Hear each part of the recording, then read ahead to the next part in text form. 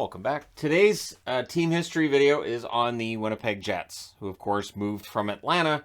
Yesterday's was about the Arizona Coyotes, who moved from Winnipeg. So it's Jets one day, Jets the next, just different franchises under the same name. Your all-time points leaders, I have included both both Atlanta and the Winnipeg Jets. So apparently a team has to have a letter that starts with A that's been associated with the Jets. Weird. Atlanta and Arizona. Although, of course, it was Phoenix originally. So their all-time points leader is Blake Wheeler. So wearing my Wheeler jersey comes in handy here. 825 games played between Atlanta and Winnipeg. 246 goals, 511 assists, 757 points. And so there's a really good chance he ends up hitting the 800-point mark as a member of this franchise.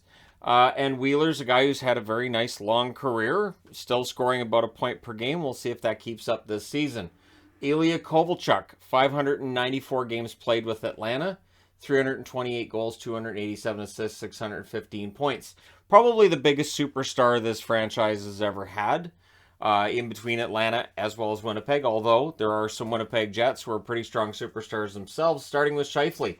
642 games played, 230 goals, 347 assists, 577 points. Very reliable for about a point per game every season. Then you have Brian Little, 843 games played between Atlanta and Winnipeg. 217 goals, 304 assists, 521 points. And a lot of debate throughout his career about whether or not he would have been better suited on the second line or the third line, especially those last couple of years that he was in Winnipeg before injuries shortened his career. Slava Kozlov had quite the renaissance with the Atlanta Thrashers in 537 games, 145 goals, 271 assists for 416 points. Dustin Byfuglien played for Atlanta as well as Winnipeg in 609 games played after coming over from the Blackhawks, 122 goals, 294 assists, 416 points. So tied in points with Slava Kozlov, although he played more games. Nick Ehlers, moving up this chart, 478 games played, 164 goals, 194 assists, 358 points. I love Ehlers' work ethic. Ehlers is capable of, I would say, 70 points this year, which would bounce him past both Byfuglien and Kozlov this coming season. Then you have Kyle Connor, 384 games played, 178 goals. He had a 47-goal season this past year, 168 assists, 344 points. So excellent goal scorer. And he's the one that I think if anybody's going to catch Kovalchuk's 328 goals, I think it may very well end up being Connor. Although Scheifele, if he sticks around long enough, could do it as well. Toby Enstrom, in 719 games played, 54 goals, 254 assists, 308 points. And then Andrew Ladd, 429 games played, again between the Thrashers and the Jets. 139 goals, 166 assists, 305 points. So there's some young players who are going to get on this board. I would say the next time that I do a history video of the Jets. But for now, Ladd is number 10 with 305 points. Their all-time wins leader is Connor Hellebuyck, 201 wins. He reaches 200 wins this past year. He is one of the best goaltenders of the last decade. Andrei Pavlich, 152 wins. Lettinen ends up with 94 wins before being traded to Dallas. Johan Hedberg, 57. And Pasi Nurminen, who I liked a lot in Atlanta, 48 wins for him. Retired numbers, technically there aren't any, although I honor the retired numbers of the previous Jets franchise. So it's not like they're ignoring the previous Jets history. They just don't have any that they've retired technically with this Winnipeg Jets team. And again, it is just a technicality when it comes to those retired numbers of the team that moved to Arizona. Now, when it comes to playoffs, this is not a team that makes the playoffs a lot. And this has been a rule, although outside of this year, they had managed to get playoff games in every year dating back to 2018, this year breaking that streak. But in 2007, the only time Atlanta makes the playoffs, they lose in the first round against the Rangers in 4 straight. So they would move to Winnipeg in 2011.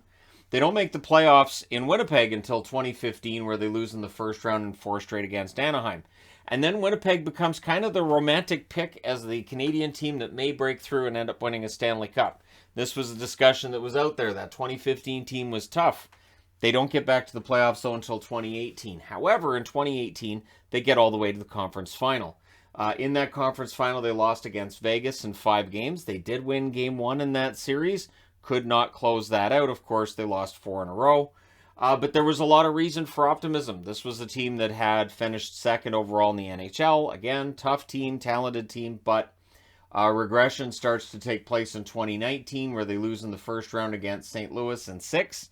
2020 in the Canadian division, 2020 with the return to play, they lose in the qualifying round in 4 games against Calgary, so 3 games to 1. And then in the Canadian division in 2021, they make the playoffs, and after knocking out Edmonton in 4 straight, they then lost in 4 straight to the Montreal Canadiens in that second round. So they built up some momentum, and then it came to a screeching halt once they reached that second round. And of course, there was the Scheifele suspension for the hit on Evans. It just ended up being not a great series for the Winnipeg Jets. So this is a team that hasn't won a Stanley Cup. They haven't got to a Stanley Cup final either. Closest they do get is that 2018 conference final. And so this is a team that may very well fashion themselves as being back in the playoffs this year with an eye on getting some success. And they've got a good young core. I think their blue line's underrated. And of course, Hellebuck, as I said, one of the best goaltenders of the last decade. All the pieces are there for the Jets to maybe have some success. Their arena, now of course Canada Life Centre, regardless of the name of the building, this is a building that was desperately needed by a Thrashers organization that didn't have one. So the fact that the Winnipeg Jets had one that was good to go, was seen as being NHL ready, meant the NHL said, all right, we're going back to Winnipeg. So it kind of righted a wrong there. Although, as I've mentioned in the Atlanta Thrashers video I did on their move, there was a lot of incompetence that ended up leading to the Atlanta Thrashers' failure. It wasn't really as much about a lack of attendance or anything like that. It was just, there was some incompetence at the top. In the history of this franchise, there's been 8 coaches. Kurt Fraser was the first. He ended up with a record of 64, 169, and 31. Not a good record, but I felt bad for Kurt because the team that he had those first couple of years, they were awful. There was some really, really rough rosters there. Now, of course, their new coach is Rick Bowness. This was a team that I think wanted Barry Trotz, may still want Barry Trotz. Maybe Rick Bowness is there for a year, and then next summer the plan would be to bring in Barry Trotz. But either way, Rick Bowness showed in Dallas that over a short period of time, yeah, he can get some success, and he can definitely help the defense. The first goal in this franchise's history as the Atlanta Thrashers, Kelly Buchberger at 11:26 of the second period. That was in a 4-1 loss against the New Jersey Devils. Their most recent goal was scored by Kyle Connor at 9:05 of the third period in a 4-3 win over the Seattle Kraken that closed out the season on May 1st of 2022. Their all-time penalty minutes leader is Chris Thorburn with 832 penalty minutes. Season records, Kovalchuk with goals lead at 52. I would not rule out Kyle Connor being able to eclipse this. 52 goals in 05-06 as well as 07-08. The assists all-time, Blake Wheeler with 71 in 2018-2019. The all-time points leader is Hossa with 100. He did that in 2006-2007. We'll see whether or not the Jets have another 100-point scorer on this roster and if somebody can eclipse Hossa's record from the Atlanta Thrashers. Penalty minutes, Jeff Odgers with 226 in 2000-2001. Odgers was a tough customer. Not surprised to see him on the penalty minutes list there. Wins, Connor Hellebuck, 44 wins in 2017-2018. That, again, was a very good season for the Winnipeg Jets. And finding a way to return to that glory could be very important for the Jets in the near future. Their best draft picks, keeping in mind, of course, there's less draft picks to look at from the Atlanta, Winnipeg organization than out of most of the teams I'm doing in this series.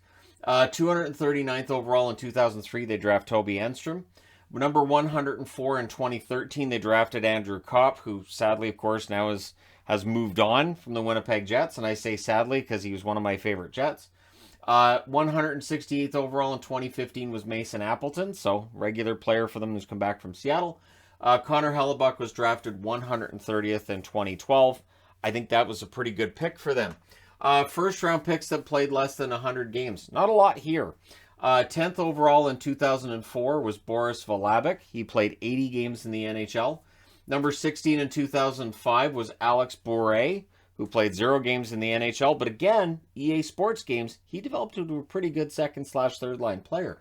And then in 2008, drafted 29th overall, Dalton Levier, who does not play a game in the NHL either. There are other draft picks who haven't played 100 games that they drafted in the first round, but they're all young enough that they should hit the 100-game mark. The oldest being Logan Stanley. Yeah, I think he's going to hit 100 games before his career is done. So for the Winnipeg Jets, it really is about trying to get back to whatever formula worked for them back in 2017, 2018, and trying to remain in the playoffs. In that they missed the playoffs this season, but if they can get back in, then they only would have missed the playoffs once since 2017. And that's not bad in a league where 16 out of 32 teams make the playoffs. Making the playoffs is no longer a given. I think this is great for the National Hockey League, although there will always be the discussions of, should we expand the playoffs? The right answer is no, but some people disagree with that answer. All right, there you go. Let me know your thoughts in the comment section below as always. Don't forget to hit like and subscribe. If you're browsing your way through, you just happened upon this video. Thank you guys so much for watching, for all your support. I will talk to you again soon.